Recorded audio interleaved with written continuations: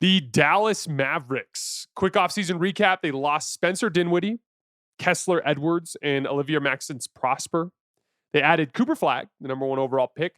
D'Angelo Russell. I covered DLo very closely with the Lakers, obviously, as a Lakers fan.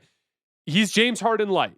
Not a guy that you want to depend on in a playoff rotation, but I do think that he's an incredibly underrated regular season player. As far as the playoff stuff, it's the same kind of thing. He makes too many defensive mistakes, and he struggles on offense when the physicality and intensity go up a level. On the offensive end of the floor, though, the reason why he's such an underrated regular season player is he just can run NBA offense. He can run pick and roll, and he can score and make the reads out of it. He can generate quality shots for your team. With the Lakers, he was always the best guy at getting the ball to Anthony Davis on the roll. With LeBron, teams mostly just switched it, so it kind of neutralized that action in many cases. And Austin just isn't as good of a passer as D'Angelo Russell was. So, I expect him to be a guy to help unlock Anthony Davis offensively. I thought it was a really just savvy move from that front office. And it looks like he's going to start the season as the starting point guard. So they're going to need DLo to be good. And again, as long as that can be addressed at some point during the season, whether that's Kyrie Irving returning at some point or that's a trade that balances the roster to bring in another ball handler, I am perfectly fine with D'Angelo Russell being my starting point guard in the regular season because I think he's a good floor-raising offensive talent in the NBA regular season. They also added Dennis Smith for more depth in ball handling. This is one of the most talented rosters in the league, just in a very unbalanced kind of way, right? Let me just read these names. This is their top 9 players.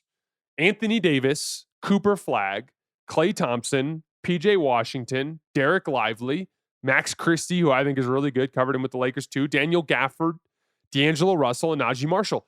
That's a sick top 9. That's a lot of really good players. It's just that 3 of those dudes are centers, and only one of those dudes is actually a professional ball handler, and ideally, he'd be coming off the bench for you. So that's what makes this such a funky kind of situation going on in Dallas. In many ways, I think Cooper Flagg and Anthony Davis are going to be the key to the offensive end of the floor. Cooper's going to have to handle the ball a ton because they're light on ball handling. Dallas straight up asked him to do that in Summer League. I was there. I got to see it in person. And honestly, I was impressed. I was impressed by the way he handled ball pressure. I was impressed by his willingness to take simple reads that were available to him. I think that's such a key to game management and high-level ball handling in the NBA. But obviously at the NBA level, it gets different. Once you actually go from Summer League to the real NBA, it's different. His shot making, for instance, in Vegas was so-so and inconsistent.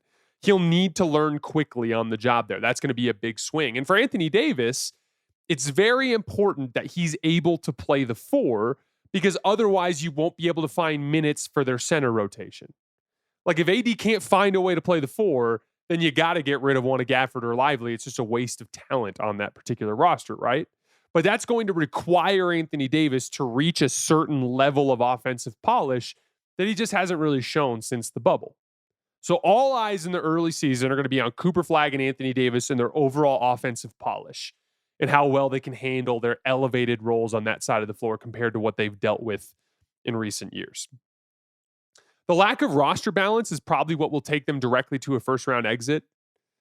Even if Kyrie Irving returns, it's hard to believe they can beat the top teams in the West with their lack of overall playmaking. But make no mistake, this is still going to be a super fun team to watch.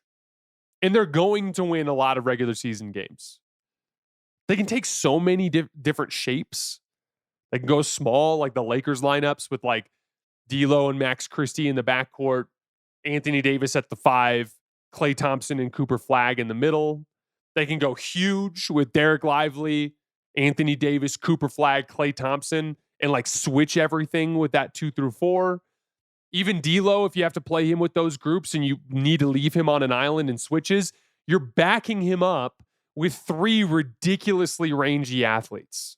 So if you're going to play a certain type of switching defense, it would work with DLo in that situation better than it would work anywhere else. Even if they deal with some injuries, they are just so deep with defensive talent that they're almost certainly going to be a top 5 defense in the league. I would be stunned if they didn't lead the league in points in the paint defense or blocked shots. they're going to cause massive problems with their rangy length and athleticism in the front court for teams. Their ceiling, if you want something more than a first round exit, which is what it feels destined for, and maybe second round, if Kyrie can come back, for them to have a ceiling beyond that, it's going to come down to them pulling off some kind of midseason trade. What kind of player or players can they get back as they try to balance the roster from the kind of like plethora of talent they have at certain position groups versus the vacancies they have at other groups? I also think this is going to be an interesting test of Jason Kidd. When you don't have really high level ball handling that can set teams up with it, set your players up with advantages, then you need to do that schematically. Anthony Davis is not a guy that has shown really high level shot creation in his career. Even just out of the post, he struggled to handle double teams for the majority of his career. So Jason Kidd schematically is going to have to find ways to make things easier for his ball handlers. Get them with an advantage. 3-man action every time Cooper or Clay's involved. Get them coming off of multiple screens so they have an easier chance to get downhill and weaponize their skill from that point. Help for DLo and ball screens. A lot of double drags, horn sets, stack action. Anything that gets DLo into a situation where it's easier for him to get downhill into the paint, where he can be a problem with his floater and his passing ability. If he can't get past that initial defender, it's going to be a lot of tough mid-rangers and tough contested pull-up threes. So like Jason Kidd schematically is going to have a heavier load this year in terms of setting this team up with the advantages they're going to need with their lack of like supreme advantage creation, if that makes sense. But again, Dallas is going to be a fun team to watch. They're just another one of these really funky teams in this division.